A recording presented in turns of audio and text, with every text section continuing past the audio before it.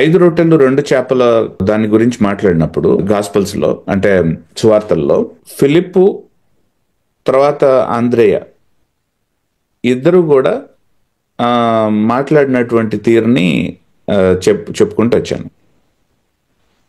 So once again Philip వచ్చినప్పుడు వీళ్ళందరినీ మనం పోషించడానికి 8 నెలల జీతం కావాల్సి వస్తుంది. ఇన్ని దినారేళ్ళు అంటాడు, అంటే 200 అంటే 8 నెలలు, ఎందుకంటే రోజుకి ఒక దినారే కనుక మనం ఫస్ట్ సెంచరీలో అది payment, daily wage average. So కాబట్టి 200 అంటే దాదాపు 8 నెలలు. సో 8 నెలల జీతం మనకు అవసరం అనేటువంటి మాట. ఇక్కడ వ్యంగ్యంగా మాట్లాడా, నేరేటివ్లో we don't have that word. Narrative డైరెక్ట్గా చెప్పడు మనకు ఆ మాటని. సో వన్స్ అగైన్ ఇన్ఫరెన్స్ విషయంలో డాగ్మెటిక్గా ఉండటానికి లేదు. అంటే డాగ్మెటిక్ అంటే ఏంటంటే బల్లగుద్ది చెప్పడానికి లేదు.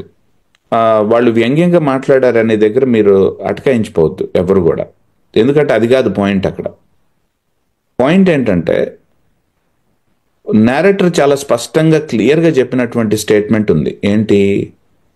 వాళ్ళకి ఆహారాన్ని గూర్చినటువంటి, రొట్టెలు గూర్చినటువంటి విషయం వాళ్ళకి అర్థం కాలేదు, వాళ్ళ హృదయాలు కఠినమైపోయినాయి. సో యేసు ప్రభు వాళ్ళకి స్పెషల్ క్లాస్ని ఇవ్వటం జరిగింది. వాళ్ళని ముందుగానే పంపించి వాటర్ మీద ఆయన తన యొక్క గ్లోరీని చూపించుకుంటూ వచ్చాడు, ఆయన తన మహిమను చూపించుకుంటూ వచ్చాడు. అక్కడ పాత నిబంధన గ్రంథంలో యెహోవా ఏ విధంగా అయితే మోషే ముందు ఆయన యొక్క సన్నిధి నడుచుకుంటూ వెళ్ళిందో, లేకపోతే సన్నిధి ముందు పాస్ అయిందో, అదేవిధంగా ఇక్కడ శిష్యుల ముందు మహిమాయుక్తమైనటువంటి దేవుడు ఆయన ప్రభు, అయిన యేసు ప్రభు, ఆయన తన మహిమను చూపిస్తూ నడుచుకుంటూ వెళ్ళాడు అనేటువంటిది పాయింట్. అది దాన్ని మిస్ అయిపోవద్దు. అది నేను హైలైట్ చేస్తున్నటువంటి పాయింట్ అది. సో ఏమవుతున్నామంటే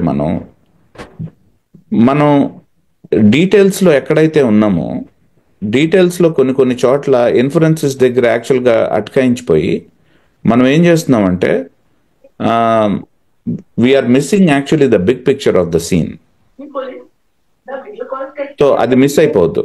హెర్మెన్యూటిక్స్ అంటే ఏంటంటే మనం ఒక కమ్యూనిటీగా, ఒక దేవుని యొక్క సమాజంగా మనం వాక్యాన్ని చదువుకుంటూ చక్కగా ప్రశ్నలు వేసుకుంటూ, మరి ఇదైతే ఇట్లా కదండి, అదైతే అట్లా కదండి అని చెప్పేసి మనం ఒకరినొకళ్ళు ప్రశ్నించుకుంటూ కరెక్ట్ చేసుకుంటూ మన మన మన భాష్యంలో మనం హెర్మెన్యూటిక్స్ భాష్యం చెప్పేటువంటి విధానంలో, బైబిల్ అర్థం చేసుకునేటువంటి విధానంలో మనం ఎదగటం ప్రతిరోజు. We become better hermeneuticians. మంచి భాష్యకారులు అవుతాం మనం, బైబిల్కి భాష్యం చెప్పేటువంటి వాళ్ళు అవుతాం.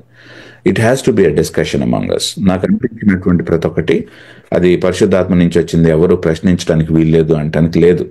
ఎందుకంటే హెర్మెన్యూటిక్స్ నేచర్ ఏంటంటే they have to be tested and tried by the community, in the community, for the community.